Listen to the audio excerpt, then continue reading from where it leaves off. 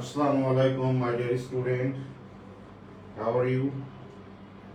Okay, today Bohr atomic model and success of Bohr atomic model, limitation of Bohr atomic model. এই বিষয়গুলো আজকে আমি তোমাদেরকে দেখাবো আর তোমরা একটু তাড়াতাড়ি সবাই জয়েন হও আর ভিডিও অডিও ঠিক আছে কিনা একটু আমাকে বলবে, ক্লিয়ার আছে কিনা, সাউন্ড ভিডিও সব ঠিক আছে কিনা প্লিজ। আমি 1 মিনিট পরেই আমি কিন্তু শুরু করব, প্লিজ সবাই এই 1 মিনিটের মধ্যে জয়েন হও এবং আমাকে ইনফরমেশনটা দাও।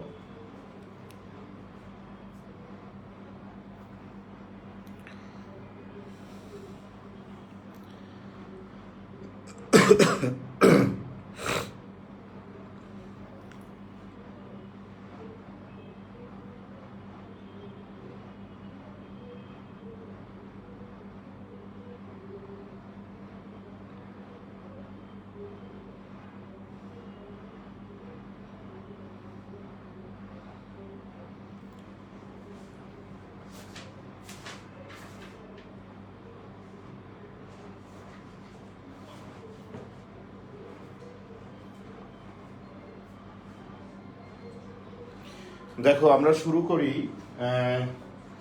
Bore atomic model. এর আগের দিন আমরা পড়েছিলাম যে রাদারফোর্ড অ্যাটমিক মডেল।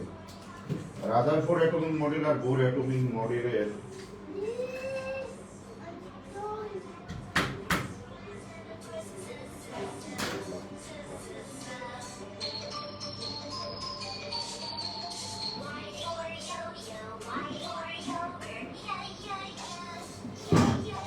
দেখো বোর অ্যাটমিক মডেল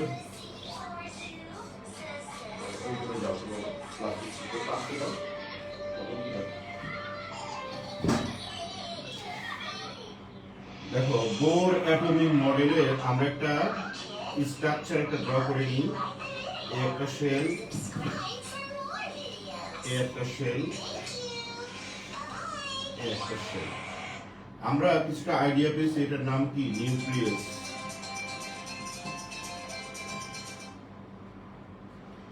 এটা নিউক্লিয়াস আর এইগুলোকে বলা হয় shell or orbit. Bohr atomic মডেলে বলা হয়েছে তোমাদের, বোর অ্যাটমিক মডেলে বলা হয়েছে যে একটা অ্যাটমের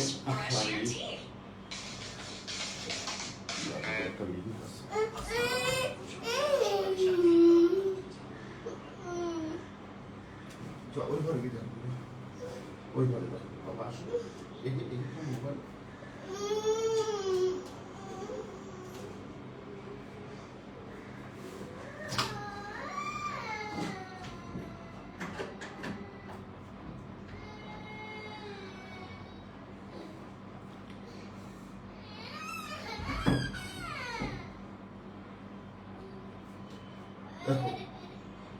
on the default of Rutherford atomic model and ওই সময়ে ম্যাক্স প্লাঙ্ক একটা থিওরি ডিসকভার করেছিল যার নাম max Planck quantum theory. Max Planck আমি লিখে নিই, ম্যাক্স প্লাঙ্ক কোয়ান্টাম থিওরি। এ ডিসকভার করে কোয়ান্টাম থিওরি, কোয়ান্টাম থিওরি কত সালে, 1913। Max Planck quantum theory discover করে 1913 এবং রাদারফোর্ড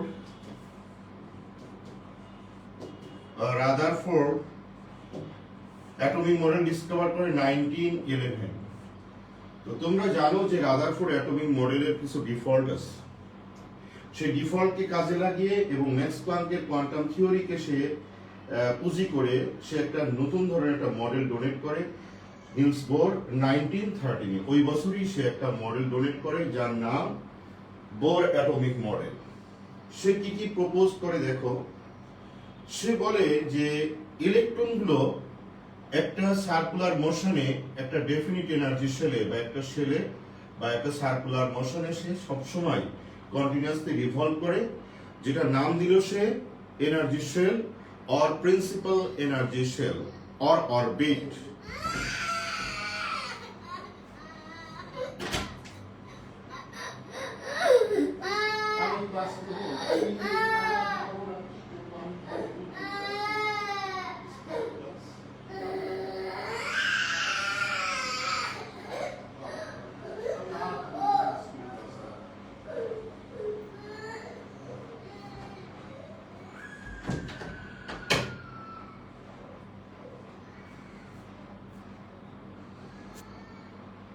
দেখো, যেটাকে বলা হলো প্রিন্সিপাল এনার্জি শেল। ইলেকট্রন গুলো একটা সার্কুলার মোশনে একটা ডেফিনিট এনার্জি শেলে কন্টিনিউয়াসলি রিভলভ করবে, যেটা নাম দেয়া হলো shell or orbit or principal energy shell.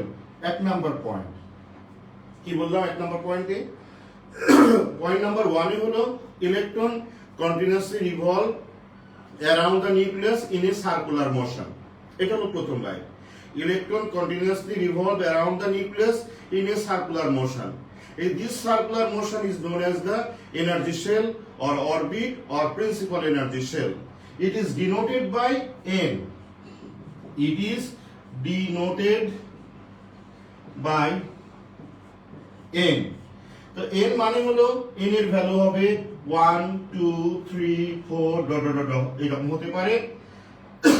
এখন n এর ভ্যালু যদি 1 হয় তাহলে ওই শেলটার নাম দিল সে কে শেল, তাহলে এটার নাম কে শেল। n এর ভ্যালু যদি 2 হয় ওই শেলটার নাম দেওয়া হলো L shell, that is n এর ভ্যালু 2, এটা এল শেল। n এর ভ্যালু যদি 3 হয় এটা হবে M shell, that is n এর ভ্যালু 3, এটা এম শেল। n এর ভ্যালু যদি 4 হয় তাহলে হবে এম শেল। আরেকটা কথা সে বলছে যে যদি ইলেকট্রন এনার্জিস আউটসাইড থেকে কোনো এনার্জি অ্যাবজর্ব ও রেডিয়েট না করে, যদি কোনো একটা সার্কুলার মোশনে ইলেকট্রন ঘুরতে থাকে এবং যদি সে এনার্জি অ্যাবজর্ব অথবা রেডিয়েট না করে, তাহলে কন্টিনিউয়াসলি একটা সার্টেন অরবিটে সবসময় সার্কুলেট করতে থাকবে। অর্থাৎ if an electron absorb or energy not radiate, the electron continuously revolve around the nucleus in a certain orbit. এটাই হলো আমাদের এক নম্বর পোস্টুলেটস। আমি আবার বলি, on the default of Rutherford atomic model and on the basis of Max Planck quantum theory, Niels Bohr proposed the atomic model in 1913. He proposed that number 1, electron continuously revolve in a circular orbit. This circular orbit is known as the shell or orbit or principal energy shell. It is denoted by N. Here N equals to 1 2 3 dot dot হতে কিছু হতে পারে। যদি if N equals to 1, that is called K shell. N equals to 2, that is called L shell. N equals to 3, that is called M shell. N equals to 4, that is called N shell, and so on.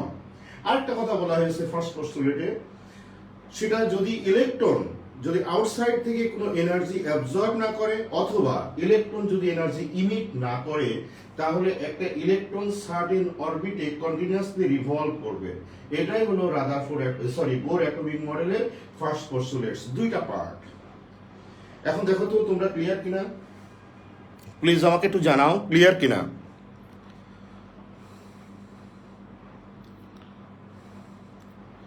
Please সবাই আমাকে জানাবে যে তোমরা জিনিসটা clear হয়েছে কিনা। আমি বলবো, আবার একটু বলি। On the default of Rutherford atomic model and on the basis of Max Planck quantum theory, Niels Bohr proposed the atomic model in 1913.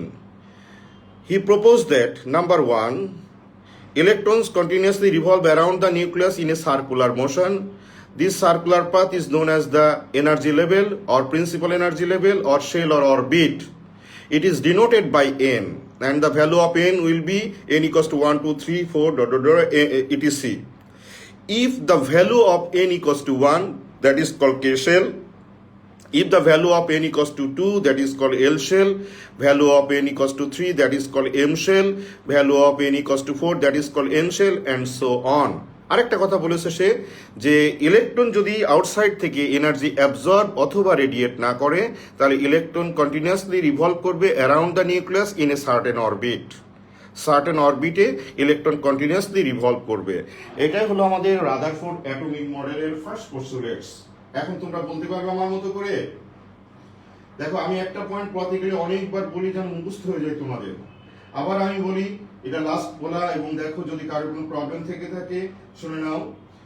On the default of Rutherford atomic model and on the basis of Max Planck quantum theory, Niels Bohr proposed the atomic model in 1913. His postulates are given below, but he proposed that number 1 by number A, the electron continuously revolve around the nucleus in circular motion. This circular path is called the principal energy shell or orbit. It is denoted by n, and the value of n will be 1, 2, 3, 4, etc. And if the value of n equals to 1, that is called K shell. Value of n equals to 2, that is called L shell. Value of 3 equals to n equals to 3, so M shell. N equals to 4, that is called N shell, and so on. Then, if an electrons do not absorb or radiate energy, then electrons continuously revolve around the nucleus in a certain orbit. যদি ওই ইলেকট্রনটা outside থেকে যদি energy absorb না করে, অথবা electron যদি আমাদের energy emit না করে, তাহলে কন্টিনিউয়াসলি এটা রোটেট করবে। এটা কোন ধারণা থেকে এসেছে জানো? এটা হলো এই যে ম্যাক্স প্ল্যাঙ্ক কোয়ান্টাম থিওরি থেকে এসেছে। কারণ তুমি যখন রাদারফোর্ড পড়েছিলে তখন বলা হয়েছিল যে যদি কোনো একটা চার্জ ইলেকট্রন বা চার্জ পার্টিকেলস যদি কন্টিনিউয়াসলি রিভলভ করে, তাহলে এনার্জি ইমিট করে এবং সে উইকার থেকে উইকেস্ট হয়ে যায় এবং ফাইনালি ফল করে নিউক্লিয়াসে। কিন্তু ম্যাক্স প্ল্যাঙ্কের কোয়ান্টাম থিওরিতে বলা হয়েছে এক একটা শেল হচ্ছে এক একটা এনার্জি, স্টোর এনার্জি, আর এই স্টোর এনার্জি সাপ্লাই দেয় ওই ইলেকট্রনকে ঘোরার জন্য। তাই সে বলছে যদি ইলেকট্রন এনার্জি অ্যাবজর্ব অথবা রেডিয়েট না করে, তাহলে ডেফিনেটলি একটা সার্টেন অরবিটে থেকে সে সবসময় ঘুরতে থাকবে। এটাই হলো আমাদের ম্যাক্স প্ল্যাঙ্কের বোরস অ্যাটমিক মডেলের ফার্স্ট পোস্টুলেটস। এবার আসা যাক 2 নম্বর পোস্টুলেটসে কি বলা হয়েছে আমরা একটু দেখে নিই। তাহলে কিন্তু প্রথম পোস্টুলেটস থেকে আমরা অনেকটা ধারণা পেয়েছি একটা অ্যাটমিক মডেলের। কি ধারণা বলতে পারো? আমরা শেল আর অরবিট নিয়ে একটা ধারণা পেয়েছি, ইলেকট্রন কিভাবে রোটেট করে সেটাও আমরা পেয়েছি। সে বলছে সার্কুলার মোশনে রোটেট করে, এটা একটা ধারণা পেয়েছি। ওয়ান আর মোর শেল থাকতে পারে, এই একটা আমরা ধারণা পেয়েছি। সাইজ অথবা শেপ সম্বন্ধে একটা মোটামুটি একটা ধারণা পেলাম ফার্স্ট পোস্টুলেটস থেকে। ওকে, সেকেন্ড পোস্টুলেটস এর কথা আমরা বলি বা বি নাম্বারের কথা বলি। দেখো, একটা ইলেকট্রনের কি থাকে? ইলেকট্রনের ম্যাস হয় আমাদের হচ্ছে m, রাইট? ইলেকট্রনের ম্যাস হলো আমাদের m। এখন বলো তো, যখন একটা বডি, একটা পার্টিকেলস যখন ভেলোসিটি থাকে তার, তখন হোয়াট ইজ দ্য মোমেন্টাম? তোমরা ফিজিক্সে পড়েছো, মোশন চ্যাপ্টারটা পড়েছো, চ্যাপ্টার নাম্বার 2 না 3 তে। তখন এই ইলেকট্রনের যে আমাদের ভেলোসিটি যদি v হয় আর এর ম্যাস যদি m হয়, তাহলে লিনিয়ার মোমেন্টাম হলো mv, that is momentum. Momentum হলো mv। এটা হচ্ছে লিনিয়ার মোমেন্টাম। লিনিয়ার ভেলোসিটি বলতে বোঝায় যে স্টেট পাথে যখন একটা বডি সার্কেলে মোশন মুভ করতে থাকে, তখন এই ভেলোসিটিকে বলা হয় লিনিয়ার মোশন। আর যদি কোনো একটা পার্টিকেল যদি একটা সার্কুলার পাথে যদি ঘুরতে থাকে, তখন যে ভেলোসিটিটা থাকে তার নাম হলো অ্যাঙ্গুলার ভেলোসিটি। তাহলে অ্যাঙ্গুলার ভেলোসিটিকে আমরা ওমেগা দ্বারা ডিনোট করি, this is called the omega. আর এই ইলেকট্রনের ম্যাস যদি m হয়, তাহলে অ্যাঙ্গুলার মোমেন্টাম কত হবে? অ্যাঙ্গুলার মোমেন্টাম হবে mass into angular velocity, that is w না, এটা ওমেগা। তাহলে অ্যাঙ্গুলার মোমেন্টাম অ্যাঙ্গুলার ভেলোসিটির সাথে লিনিয়ার ভেলোসিটির একটা রিলেশন আছে। যদি এর রেডিয়াসটা যদি r হয়, তাহলে রিলেশনটা হলো ওমেগা ইকুয়ালস টু vr, অর্থাৎ linear velocity into radius equals to angular velocity. তাহলে এখানে যদি আমি বসিয়ে দিই m ইকুয়ালস টু ইনটু ওমেগার ভ্যালু vr, তাহলে হবে mvr, that is called angular momentum of electron. Bohr বলতেছে যে angular momentum of electron is, that is mvr equals to হবে nh/2 পাই, এটা ইকুয়াল হবে। Niels Bohr proposed that the angular momentum of an electron is equal to nh/2 pi. Here m equals to mass of an electron electron, এটার value তোমরা জানো 9.11 into 10 to the power minus 31 kg. V equals to velocity of electron, এখানে r equals to radius of orbit from nucleus, তারপরে n equals to number of shell বা shell number, h equals to Planck constant, এটার ভ্যালু হলো 6.626 into 10 to the power minus 34 metre square kg per second. আর পাইটা constant value, অর্থাৎ মনে করো এই ইলেকট্রনটার যদি আমাদের বলা হয় এই ইলেকট্রনটার অ্যাঙ্গুলার মোমেন্টাম কত হবে। What is the angular momentum of an electron possessed in third energy shell. Third energy শেলের একটা ইলেকট্রনের অ্যাঙ্গুলার মোমেন্টাম কত হবে? তাহলে আমরা অ্যাঙ্গুলার মোমেন্টাম হবে n এর ভ্যালু হবে 3, h এর ভ্যালু হবে এটা, এবং আমাদের পায়ের ভ্যালু 3.1416 দিয়ে ক্যালকুলেট করলে যে ভ্যালুটা আসবে সেই ভ্যালুটাই হবে আমাদের angular momentum of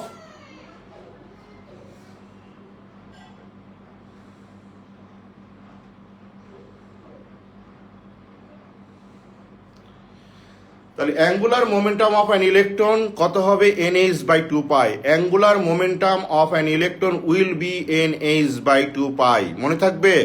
second postulates of Bohr's atomic model is the angular momentum of an electron is equal to nh by 2 pi.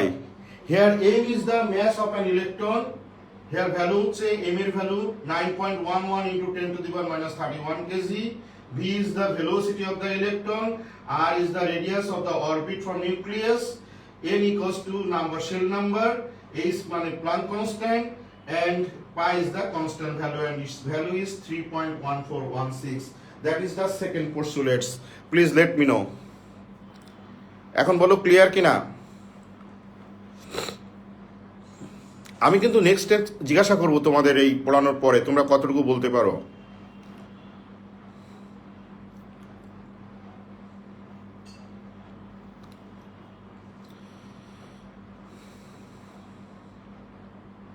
Sir, clearly understood. Okay, একজন আবার বলি আমি তোমাদেরকে যে the angular momentum of an electron, angular momentum, এটা হচ্ছে angular momentum টোটালটা, angular momentum of an electron is equals to the nh by 2 pi. Here angular momentum m, এখানে m এর value, m is the mass of an electron যার value তুমি জানো 9.11 into 10 to the power 31 kg. V is the velocity of the electron, r is the radius of orbit from nucleus, n equals to shell number, h হলো Planck constant যার value হলো 6.626 into 10 to the power minus 34. ওকে, আরেকটা জিনিস মনে রাখবা যে nucleus থেকে যত কাছে হবে শেল সেটা লোয়ার, আর যত উপরে যেতে হবে হায়ার এনার্জি শেল। যদি বলা হয় ফার্স্ট এনার্জি শেল আর থার্ড এনার্জি শেলের মধ্যে কোনটার এনার্জি লেভেলটা বড়, কোনটা হচ্ছে আমাদের হাইয়েস্ট এনার্জি শেল, এই দুটার মধ্যে যদি আমি কম্পেয়ার, হায়ার এনার্জি শেল হলো third energy shell.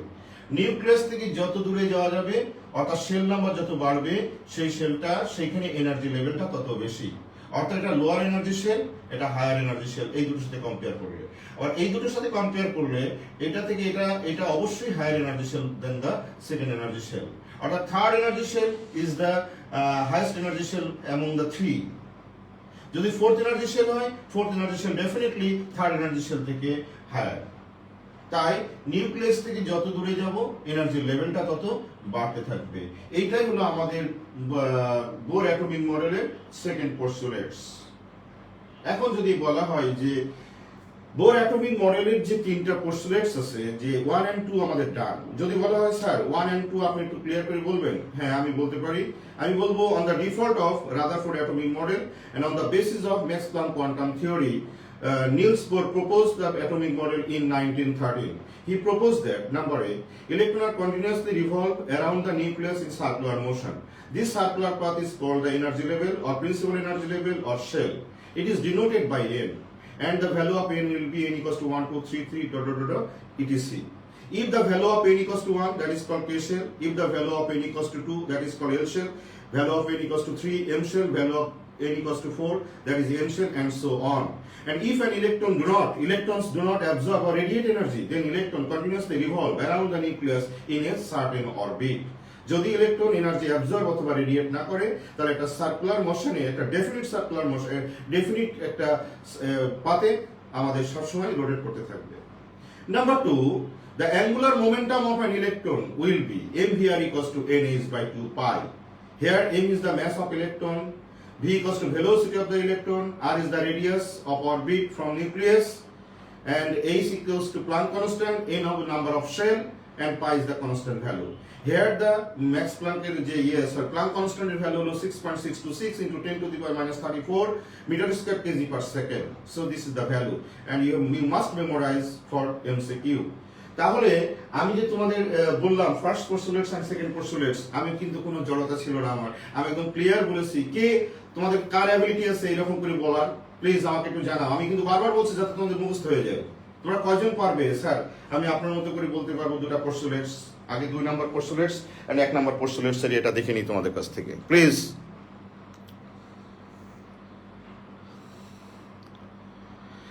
Velocity of electron একজন লিখেছো, আচ্ছা okay. Power clear sir, sir পারবো, হ্যাঁ। সম্পাশা তোমার ফেসবুক আইডি, ওকে, আচ্ছা পারবো, okay, thank you very much.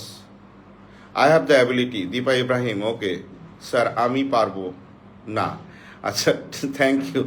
পারবে না কেন? পারতে হবে তো বাবা, পারবে না কেন? বুঝেছি স্যার, ইনশাল্লাহ পারবো, ওকে ইনশাল্লাহ পারবো, okay thank you very much. হ্যাঁ, একেবারেই যে আমার মতো করে পারতে হবে এমন না, কিন্তু তুমি আমি যেভাবে তোমাদেরকে যা পড়াই, আমি আমার কথা হলো যে তোমার পারার হুবহু পারতে হবে এমন না।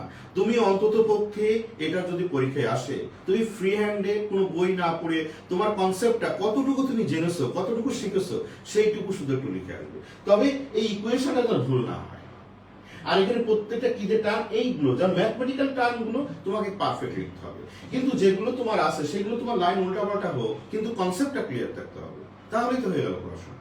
কেন হুবহু বইয়েরটা মুখস্থ করার দরকার নেই। আর যখনই মুখস্থ করতে যাবে তখনই তোমার ব্রেনের যে পাওয়ার সেটা কিন্তু লোপ পাবে, তোমার ক্রিয়েটিভিটিটা নষ্ট হয়ে যাবে। তুমি তোমার ল্যাঙ্গুয়েজে লিখবে, তুমি কারেক্ট লিখেছো কিনা, এটা হলো মূল বিষয়। আচ্ছা ওকে, আমি এখন চলে যাই 3 নাম্বার পোস্টুলেটসে, দেখি কি কি বলা আছে। পোস্টুলেটস নাম্বার 3 সবথেকে ইম্পর্টেন্ট, সি নাম্বার পোস্টুলেটস, খুব মনোযোগ দিয়ে শুনবে। বলা হয়েছে যদি একটা ইলেকট্রন একটা সার্কুলার মোশনে ঘোরে আর যদি সে এনার্জি অ্যাবজর্ব অথবা রেডিয়েট না করে, তাহলে সার্টেন অরবিটে সে ঘুরতে থাকবে। এই কথা বলেছে না ফার্স্ট পোস্টুলেটসে, যে ইলেকট্রন যদি আউটসাইড থেকে এনার্জি অ্যাবজর্ব না করে অথবা ইলেকট্রন যদি এনার্জি ইমিট না করে, তাহলে একটা সার্টেন অরবিটে থেকে ইলেকট্রন ঘুরতে থাকবে। এই পয়েন্টে সে বলছে যদি একটা ইলেকট্রন এনার্জি অ্যাবজর্ব করে ফ্রম আউটসাইড, হিট এনার্জি যদি অ্যাবজর্ব করে অথবা এনার্জি যদি ইমিট করে, তাহলে কি হবে?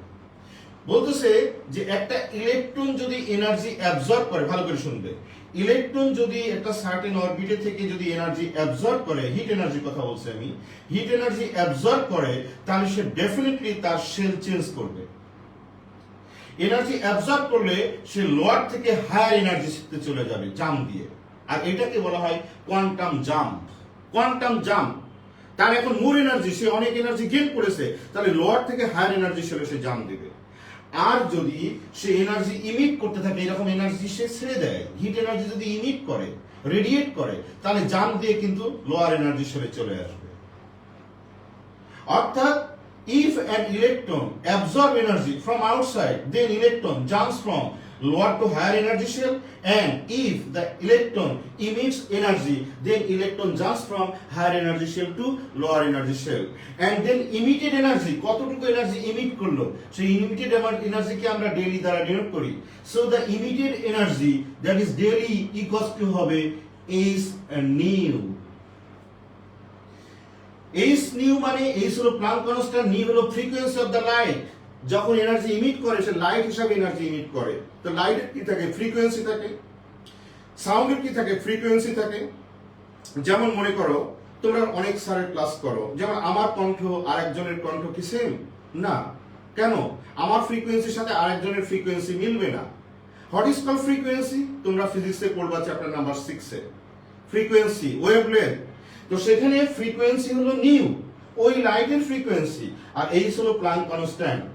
আবার ফ্রিকোয়েন্সির সাথে ওয়েভলেন্থের একটা রিলেশন আছে। দেখো ওয়েভলেন্থ কি? লাইট ওয়েভ আকারে যায়, এই যে একটা কমপ্লিট ওয়েভ যে ডিসটেন্স ট্রাভেল করে সেটার নাম হলো ওয়েভলেন্থ, যেটাকে ল্যামডা দ্বারা ডিনোট করা হয়। তো ওয়েভলেন্থের সাথে একটা ফ্রিকোয়েন্সি একটা রিলেশন আছে, সেটা হলো সি বাই ল্যামডা, অর্থাৎ nu equals to c by lambda. এটা নিউ, তাহলে nu equals to c by lambda, এটা একটা রিলেশন। এখানে সি মানে কি? Here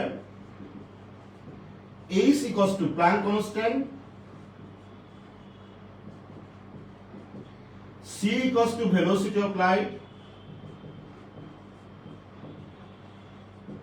and lambda equals to wavelength. Lambda equals to wavelength. তাহলে যদি বলা হয় যে যখন একটা ইলেকট্রন জাম দিয়ে একটা শেল থেকে আরেকটা শেলে যাবে, জাম কখন দেয়? যদি এনার্জি অ্যাবজর্ব করে অথবা রেডিয়েট করে। আগে মূল কথাটা বুঝে নাও, যদি ইলেকট্রন এনার্জি অ্যাবজর্ব অথবা রেডিয়েট না করে তাহলে একটা ডেফিনিট সার্কুলার মোশনে একটা ডেফিনিট এনার্জি শেলে ঘুরতে থাকবে। 3 নম্বরে বলতেছে যদি ইলেকট্রন এনার্জি অ্যাবজর্ব করে তাহলে ইলেকট্রন জাম দিয়ে লোয়ার থেকে হায়ার এনার্জি শেলে চলে যাবে, আর যদি ইলেকট্রন এনার্জি ইমিট করে রেডিয়েট করে তাহলে হায়ার এনার্জি শেল থেকে লোয়ার এনার্জি শেলে চলে আসবে।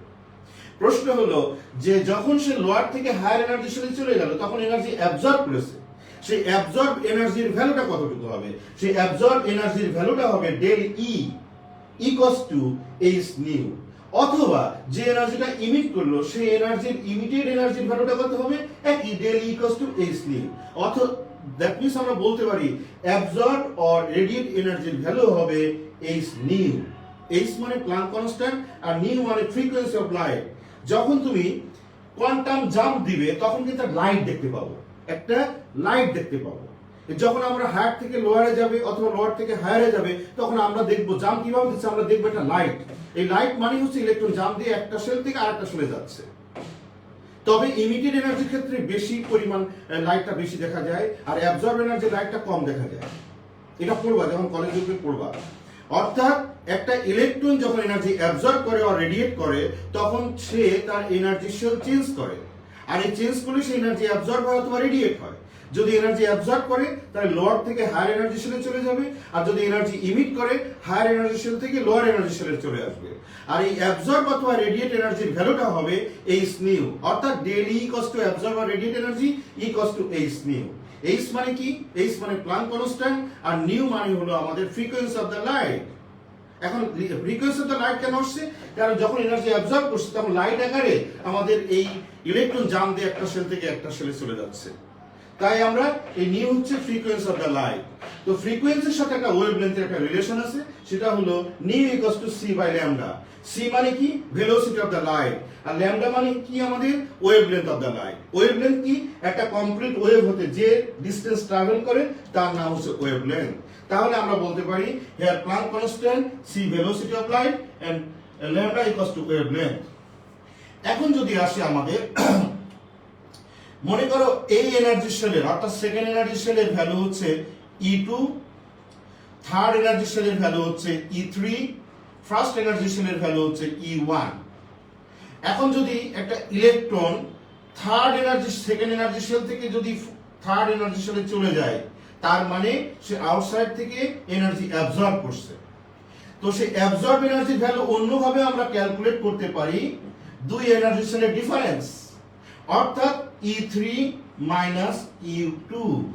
অর্থাৎ এই ইলেকট্রনটা এইখান থেকে এইখানে জাম দিয়েছে তাহলে যে এনার্জি অ্যাবজর্ব করেছে সেই অ্যাবজর্ব এনার্জির ভ্যালুটা হবে আমাদের থার্ড এনার্জি শেলের যে energy value and second energy শেলের ডিফারেন্সটাই হবে আমাদের অ্যাবজর্ব এনার্জি। আবার মনে করো এই এনার্জি শেল থেকে এখানে নেমে এসছে, তাহলে সে এনার্জি রেডিয়েট করেছে, সেই এনার্জি রেডিয়েশন এনার্জির ভ্যালুটা কত হবে? অর্থাৎ সেকেন্ড এনার্জি শেলের আর ফার্স্ট এনার্জি শেলের মধ্যে যে ডিফারেন্স সেটাই হবে আমাদের রেডিয়েটেড এনার্জির আমাদের ভ্যালু। তাহলে যদি দুটা শেলের এনার্জির ভ্যালু যদি দেওয়া থাকে তাহলে অ্যাবজর্ব অথবা রেডিয়েটেড এনার্জির ভ্যালু আমরা বের করতে পারি, অথবা যদি কোনো লাইটের ফ্রিকোয়েন্সি দেওয়া থাকে তাহলে আমরা এই ফর্মুলা দিয়ে অ্যাবজর্ব অর রেডিয়েটেড এনার্জির ভ্যালু বের করতে পারি, অথবা কোনো একটা ইকুয়েশনে যদি বা কোনো সেন্টেন্সে যদি ওয়েভলেন্থ অফ দ্য লাইট দেওয়া থাকে তাহলে অ্যাবজর্ব অথবা রেডিয়েটেড এনার্জির ভ্যালু আমরা বের করতে পারি এই ইকুয়েশনে, অর্থাৎ del E equals to hc by lambda. Please এখন বলো তোমরা ক্লিয়ার হয়েছো কিনা? প্লিজ আমাকে একটু জানাবে অ্যাবজর্ব অর রেডিয়েটেড এনার্জির ভ্যালু আমরা কতভাবে বের করতে পারি সেটা আমি তোমাদেরকে এখানে লিখে দেখাই। আমরা বের করতে পারি অনেকগুলো ইকুয়েশনের মাধ্যমে। নাম্বার 1 হচ্ছে ডেল ই ইকুয়ালস টু, আমাদের সেটা বলে দিবে থার্ড থেকে ফোর্থ, ফোর্থ থেকে ফিফথ, সেই রকম del 3 minus E2 or del E equals to E2 minus E1, আমি অ্যাকর্ডিং টু ফিগার এটা। আর হচ্ছে আমাদের del E equals to H nu, del E equals to hc by lambda. এই ফর্মুলাগুলো দিয়ে আমরা রেডিয়েটেড অর অ্যাবজর্ব এনার্জির ভ্যালু আমরা বের করতে পারি। আমি এখন একটা তোমাদের অঙ্কের মাধ্যমে তোমাদেরকে প্রুভ করে দেব কিভাবে how to calculate the radiated or absorb energy. তার আগে বলো তোমরা ইকুয়েশনটা বুঝতে পেরেছো কিনা প্লিজ। স্যার প্লিজ রিপিট, একজন লিখেছো sir please repeat. Okay, clear sir,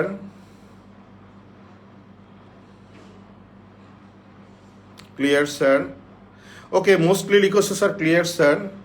sir please repeat, দুই একজন লিখেছো। ওকে, দেখো নো প্রবলেম। দেখো প্রথম আবার বলি, যখন কোনো একটা ইলেকট্রন মনে করো এনার্জি অ্যাবজর্বও করে না রেডিয়েটও করে না, তাহলে ওই সার্কুলার অরবিটে সে ঘুরতে থাকবে, কোনো সমস্যা নেই। কিন্তু যদি আউটসাইড থেকে এনার্জি অ্যাবজর্ব করে তাহলে হোয়াট হ্যাপেন, অথবা যদি ওই ইলেকট্রনটা এনার্জি ইমিট করে হোয়াট হ্যাপেন। তোমরা দেখো তো পড়েছো ম্যাক্সওয়েলের ইলেকট্রোম্যাগনেটিক থিওরি থেকে, যদি এনার্জি সে ইমিট করে তাহলে উইকার থেকে উইকেস্ট হবে, তাহলে আস্তে আস্তে আস্তে আস্তে নিউক্লিয়াসের দিকে চলে আসবে। তার মানে সে বলতেছে, বোর বলতেছে, যদি এনার্জি রেডিয়েট করে তাহলে হায়ার এনার্জি সেল থেকে লোয়ার এনার্জি সেলে নেমে আসবে, আর যদি ইলেকট্রন অ্যাবজর্ব করে এনার্জি তাহলে লোয়ার থেকে হায়ার এনার্জি সেলে জাম্প দিবে। আর এই জাম্পটাকে বলা হয় আমাদের কোয়ান্টাম জাম্প। আর যখন কোয়ান্টাম জাম্প হয় তখন আমরা কি দেখি, তখন লাইট দেখি একটা, যে হ্যাঁ লোয়ার থেকে হায়ারে যাচ্ছে অথবা হায়ার থেকে লোয়ারে আসছে।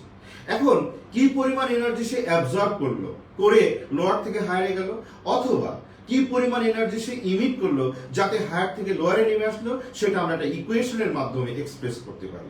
সেই ইকুয়েশনটা হলো del E equals to H new.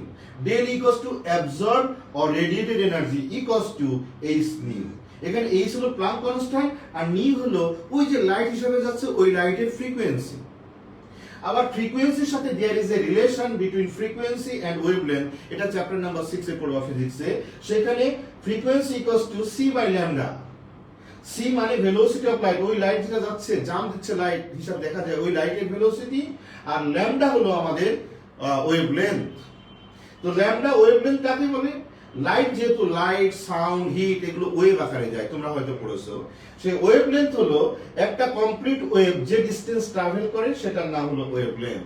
এই যেমন আমি ফিগারে দেখিয়েছি, এটা একটা কমপ্লিট ওয়েভ, আর এই কমপ্লিট ওয়েভ যে ডিসটেন্স ট্রাভেল করে তার নাম ওয়েভলেন্থ। তাই আমরা ফ্রিকোয়েন্সি যখন আমরা রিলেশনের করব, ফ্রিকোয়েন্সিকে যখন আমরা ওয়েভলেন্থে ডাইভার্ট করব, তখন আমরা জানি frequency nu equals to c by lambda. তাহলে এই ইকুয়েশনে যদি বসিয়ে দিই, এইচ থাকলো, নিউ এর জায়গায় c by lambda, that means absorb or radiated এনার্জির ভ্যালু হবে hc বাই ল্যামডা। এই একটা ইকুয়েশন, এই একটা ইকুয়েশন। এখন আসি, প্রত্যেকটা এনার্জি সেল এর একটা ডেফিনিট এনার্জি আছে, প্রত্যেকটা সেলের একটা ডেফিনিট এনার্জি আছে। এখন যদি বলা হয় স্যার ফার্স্ট এনার্জি সেলের ভ্যালু বেশি না সেকেন্ড এনার্জি সেলের ভ্যালু বেশি, ডেফিনেটলি সেকেন্ড পয়েন্ট আমি বলেছি, নিউক্লিয়াস থেকে যত উপরে যাওয়া যাবে সেই এনার্জি সেলের ভ্যালু তত বেশি। অর্থাৎ compared between the first and second energy shell, the second is the higher than that of one energy shell. তাহলে এই এনার্জি সেলের ভ্যালু আমরা E2 ধরলাম, এই এনার্জি সেলের ভ্যালু E1 ধরলাম, এই এনার্জি সেলের ভ্যালু E2 ধরলাম। এখন ইলেকট্রন এখানে আছে ধরে নাও, এখন ইলেকট্রন এখান থেকে যদি এখানে যায়, অর্থাৎ সেকেন্ড থেকে যদি থার্ডে যায়, তাহলে বুঝে নিতে হবে এই ইলেকট্রন অ্যাবজর্ব করেছে হিট এনার্জি। তাহলে সেই অ্যাবজর্ব এনার্জির ভ্যালুটা আমরা কিভাবে বের করতে পারি অন্য কোনো উপায়ে? সেটা হলো ডেইলি অ্যাবজর্ব এনার্জির ভ্যালু ইকুয়ালস টু এ এনার্জির ভ্যালু মাইনাস এ এনার্জির value difference, the difference between the two energy শেলের ভ্যালু ডিফারেন্স। তাহলে del E equals to E3 minus E2। আবার যদি আমি বলি ইলেকট্রন যদি এনার্জি ইমিট করে তাহলে এনার্জি ইলেকট্রন কি হবে? হায়ার থেকে লোয়ার এনার্জি শেলে জাম্প দিবে। তাহলে যদি জাম্প দেয় তখন আমাদের এই এনার্জির ভ্যালু হচ্ছে E2 আর এই এনার্জির ভ্যালু E1। তাহলে রেডিয়েট এনার্জির ভ্যালু কত হবে? রেডিয়েট এনার্জির ভ্যালু হবে এই দুই এনার্জি শেলের ভ্যালু ডিফারেন্স, অর্থাৎ E2 মাইনাস E1। সো আমরা লিখতে পারি del E equals to E2 minus E1, del E equals to H nu আগে দেখালাম, del E equals to Hc by lambda আগে দেখিয়েছি।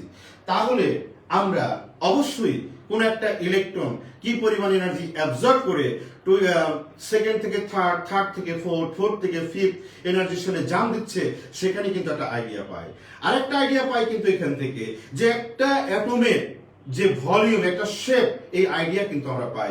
কারণ রাদারফোর্ড অ্যাটমিক মডেলে শেপ এন্ড সাইজ সম্বন্ধে কোনো কথা বলা হয়নি, কিন্তু যদি ইলেকট্রন বা একটা অ্যাটম এনার্জি অ্যাবজর্ব করে তার ইলেকট্রন কিন্তু তার এনার্জি শেল চেঞ্জ করে হায়ার এনার্জি শেলে চলে যাবে, তখন কিন্তু ভলিউম বা শেপ তার কিন্তু বেড়ে যাবে।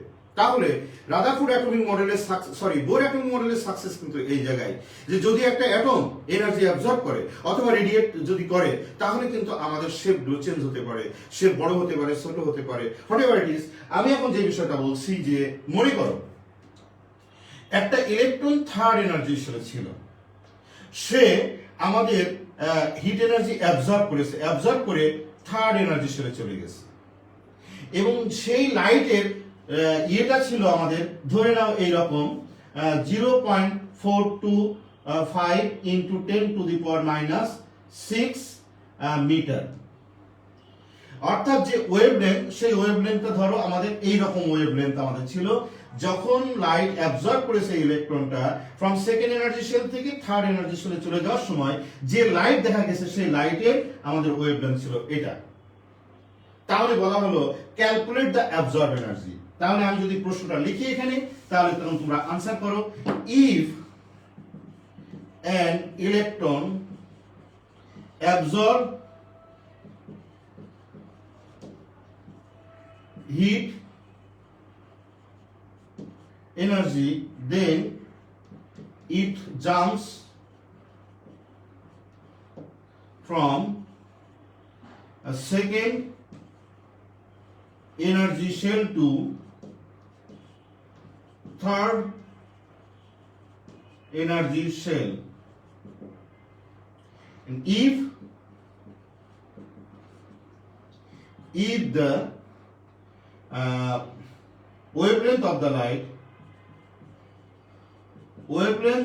the light is 0.425, এই ভ্যালুটা আমি এক্স্যাক্টলি একটা ভ্যালু দিলাম আর কি, into 10 to the power minus 6, what will be the absorb energy?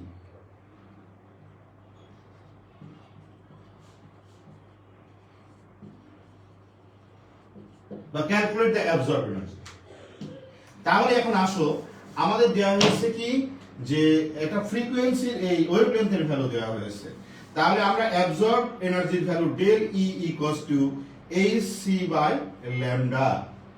তাহলে অ্যাবজর্ব এনার্জি হচ্ছে del E, h হলো Planck constant 6.626 into 10 to the power minus 34, আর c হলো ভেলোসিটি অফ লাইট, তোমরা জানো 3 into 10 to the power 8 metre per second, আর এখানে ল্যামডার value 0.425 into 10 to the power minus 6। Calculate করলে যা হবে তত joule. Joule is the unit of energy. So done. এখন বলো তো ক্লিয়ার হয়েছে কিনা how to calculate the absorb energy in the according to the statement, because there is a value of wavelength. তো ওয়েভলেন্থের ভ্যালু জানলে বাকিটা constant. Here h equals to Planck constant. C is the velocity of light. Already you know from class 4 or 5. 3 into 10 to the 8 meter per second. তাহলে আমাদের velocity of light আমরা জানি, Planck constant এর value আমরা জানি, কিছুক্ষণ আগে জেনে আসলাম, lambda value given, so we can calculate the absorbed energy. Similarly আমরা radiant energy ভ্যালুটা এইভাবে বের করতে পারি যদি কোনো লাইটের ফ্রিকোয়েন্সি দেওয়া থাকে অথবা যদি আমাদের লাইটের ওয়েভলেন্থ দেওয়া থাকে তাহলে ডেফিনেটলি আমরা ফর্মুলা দিয়ে বের করতে পারি। যেমন ডেইলি মনে করো দেওয়া আছে এইচ নিউ, যদি নিউ এর ভ্যালু দেওয়া থাকে, ফ্রিকোয়েন্সি ভ্যালু দেওয়া থাকে, তখন ডাইরেক্টলি এই ভ্যালু আমরা বসাবো। যদি আমাদের ওয়েভলেন্থের ভ্যালু দেওয়া থাকে তাহলে আমরা এই ফর্মুলা বসাবো। যদি দুটা এনার্জি শেলের যদি ভ্যালুটা দেওয়া থাকে তাহলে আমরা এটা বসাবো, daily equals to H E 1 E2, এই ফর্মুলা দিয়ে আমরা বসাবো। তাহলে এখন বলো তো ক্লিয়ার কিনা প্লিজ, যে how to calculate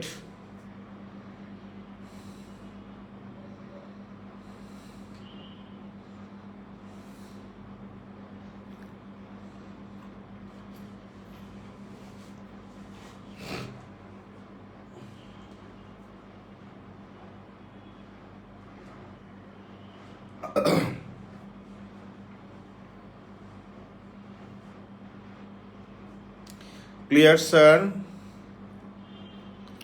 Yes sir.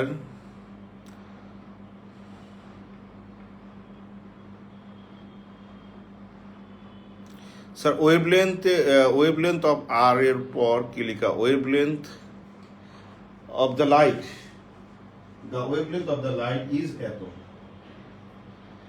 ওকে, তাহলে কিন্তু আমাদের যে বোর অ্যাটমিক মডেল আমাদের ডান। এখন যদি বলা হয় কে বলতে পারবে ওয়েভলেন্থ আমাদের describe the Bohr atomic model, এটা খুবই ইম্পর্টেন্ট, পরীক্ষা আসবে।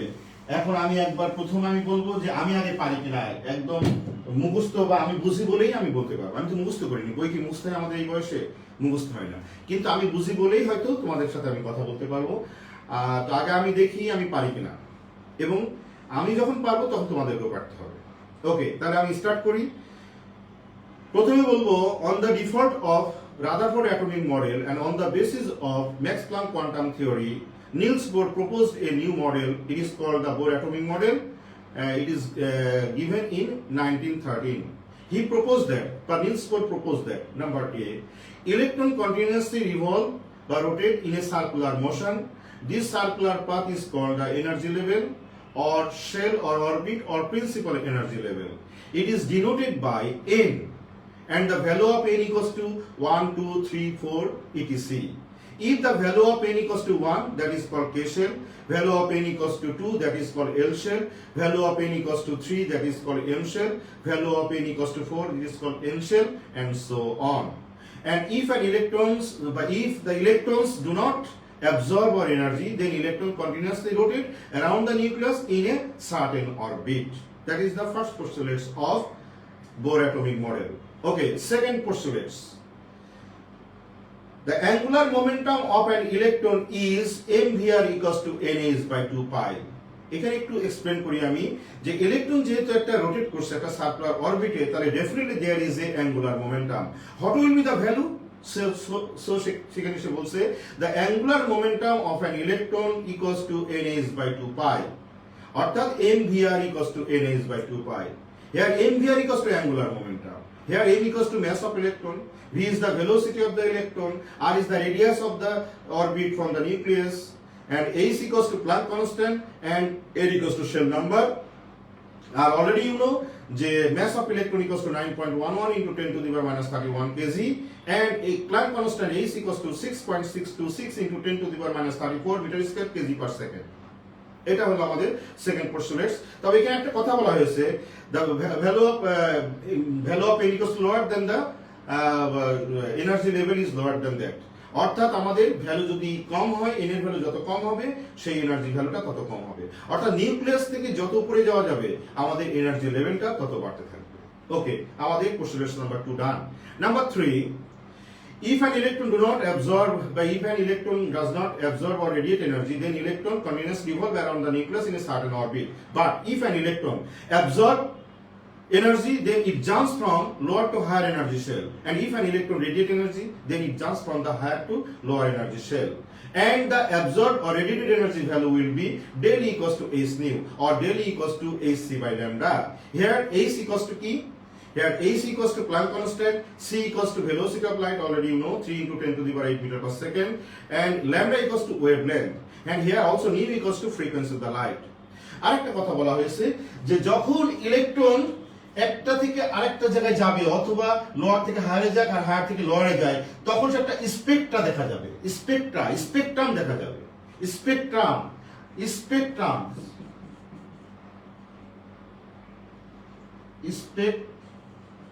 স্পেকট্রাম দেখা যাবে, TRUM। এই স্পেকট্রামটা কি? What is called spectrum? তোমরা কি জানো স্পেকট্রাম কি?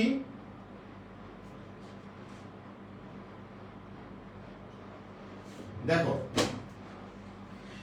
যখন তোমরা এই যে পড়ো, আমি মনে হয় কিছু স্টুডেন্টকে দেখেছিলাম প্রিজম চেনো? এটা হলো প্রিজম। আমাদের এটা সান রে, একটা ray of colour. It is a combination of 7 colours of light. যখন একটা লাইট রে প্রিজমের মধ্য দিয়ে পাস করা হবে, তখন তার 7 কালারস অফ লাইটে কি হবে? ডিভাইডেড হয়ে যাবে। 7 কালারস অফ লাইটে ডিভাইডেড হয়ে যাবে। এবং দেখো এখানে 1 2 3 4 5 6 7, এটা হলো ভিবজিও, VIBG,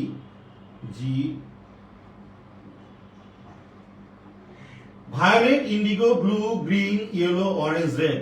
So it is a combination of 7 colors of light. It is a sun ray. যখন প্রিজমের মধ্যে দিয়ে যায়, তখন একটা স্পেকট্রাম দেখা যায়। অর্থাৎ spectrum is the 7 colours of light. তো এখানে আমাদের বোর অ্যাটমিক মডেলের স্পেকট্রামের মাধ্যমে আমরা এক্সপ্লেন করতে পারি according to the Bohr atomic model. Okay, এটাই হলো আমাদের বোর অ্যাটমিক মডেলের পোস্টলেটস। এখন বলো তো দেখি কে কে পারবা? আমি যেভাবে বললাম এরকম কে কে পারবা প্লিজ? Trees.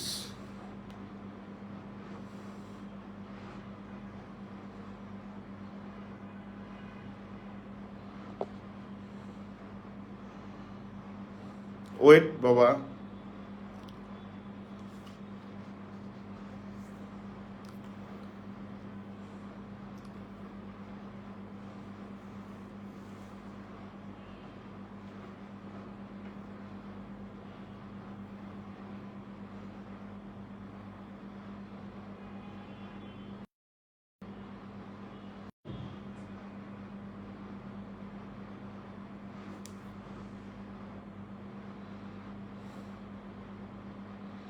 একটু ওয়েট প্লিজ।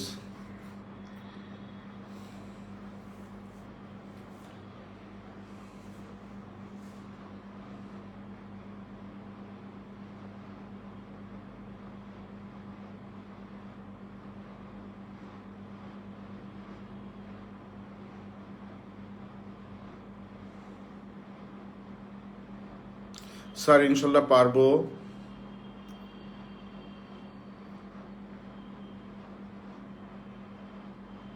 লাইন ক্লিয়ার হয়েছে কিনা আগে বলো, তারপরে আমি ফাইনালি আরেকবার বলবো। Sir it is triangular prism. Yes sir, বুঝি নাই বিকজ অফ ফ্রিজ।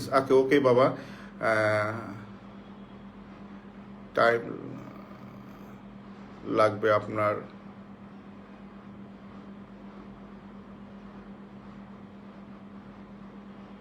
আচ্ছা, নাও ক্লিয়ার। আচ্ছা ওকে, দেখো স্পেকট্রাম শব্দের অর্থ হলো যে spectrum is the combination of 7 colours of light. Already you know the colour of light means violet, indigo, blue, green, yellow, orange, red.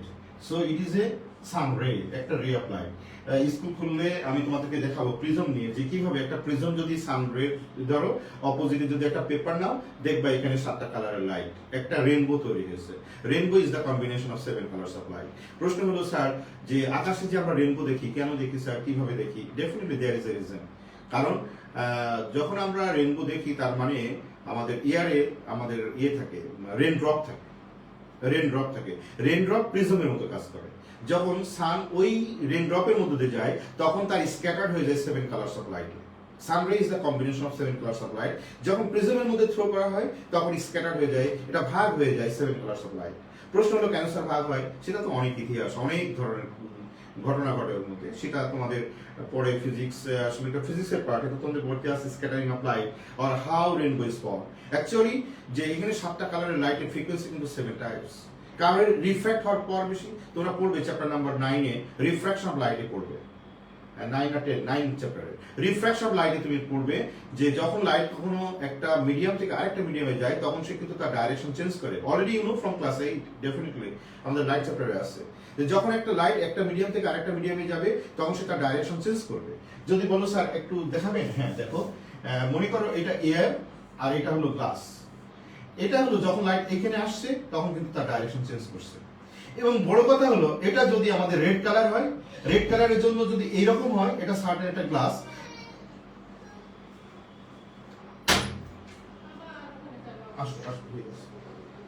আর যদি এটা ভায়োলেট কালার হয়, যদি এটা ভায়োলেট কালার হয় তাহলে কিন্তু লাইটটা এইভাবে আসবে। এবং রেড এবং ভায়োলেট কালারের মধ্যে ম্যাক্সিমাম ডিসটেন্স থাকবে 2 ডিগ্রি অ্যাঙ্গেল। খুবই ইন্টারেস্টিং পার্ট, এবং সেটা তোমরা শিখবে চ্যাপ্টার নাম্বার 8 তে। তবে তোমার এই বইতে এসএসসি লেভেলে ধারণা নেই, এটা তুমি কলেজ লেভেলে গিয়ে ভালো করে শিখবে। সো এখানে যে একটা লাইটের 7টা কালারের ফ্রিকোয়েন্সি 7 রকমের, তার ডেভিয়েশন পাওয়ার কিন্তু 7 রকমের। এবং ভায়োলেট কালার সব থেকে বেশি ডেভিয়েটেড হয়, আর রেড কালার ডেভিয়েশন সবচেয়ে কম হয়। এবং দুই কালারের মধ্যে ডেভিয়েশনটা মাত্র 2 ডিগ্রি অ্যাঙ্গেল, এবং এর মধ্যে 7টা কালারের লাইটটা সেপারেট হয়ে যায়। That is called the rainbow and that is called the spectrum. তো যখন এই লাইট যখন যায় আমাদের স্পেকট্রামের ইয়ে দিয়ে, তখন আমরা কিন্তু এই স্পেকট্রাম আমরা দেখতে পাই। এবং বোর অ্যাটমিক মডেলের স্পেশালি ফর হাইড্রোজেন অ্যাটমের একটা ইলেকট্রন আছে, সেখানে আমরা স্পেকট্রামের মাধ্যমে আমরা এক্সপ্লেন করতে পারি ইয়েস এই অ্যাটমটা হাইড্রোজেন অ্যাটম। এবং প্রত্যেকটা ফার্মাসিউটিক্যালস ইন্ডাস্ট্রিতে এই যে স্পেকট্রোফটোমিটার আছে, যেখানে তারা স্পেকট্রামের মাধ্যমে একটা মলিকিউলসের স্ট্রাকচার তারা ডিটারমাইন করে থাকে। খুবই ইন্টারেস্টিং। বড় হও, আস্তে আস্তে কেমিস্ট্রি নিয়ে পড়াশোনা করলে অনেক অনেক কিছু জানতে পারে। কেমিস্ট্রি, ফিজিক্স মনে রাখবো তোমার লাইফের জন্য মেইন দুটো সাবজেক্ট ফর সায়েন্স।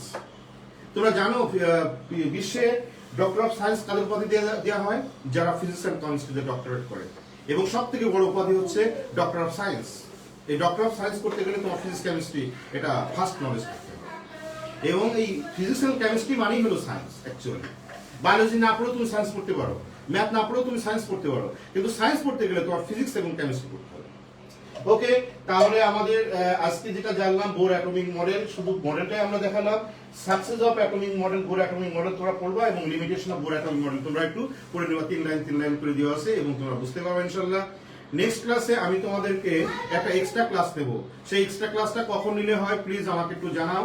তোমরা স্যারকে বলেছো স্যার একটা এক্সট্রা ক্লাস নেওয়ার জন্য আমাকে বলেছো, তো তোমরা বলো কখন সেই এক্সট্রা ক্লাসটা নেব। সেটা কি আমি থার্সডেতে 7টার সময় নেব?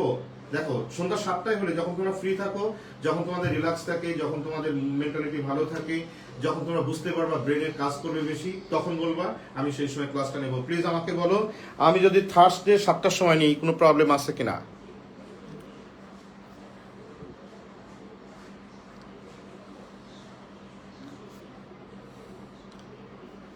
কখন ক্লাসটা নিলে ভালো হয় বলো, আমি একটা এক্সট্রা ক্লাস দেবো, নতুবা তোমাদের পড়াশোনা এগোচ্ছে না।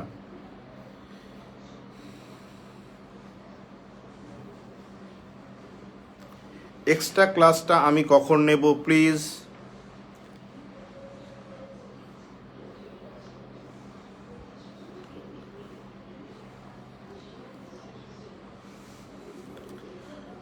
ওকে স্যার, তো বুঝলাম, কখন নেব বাবা তোমরা বলো আমাকে।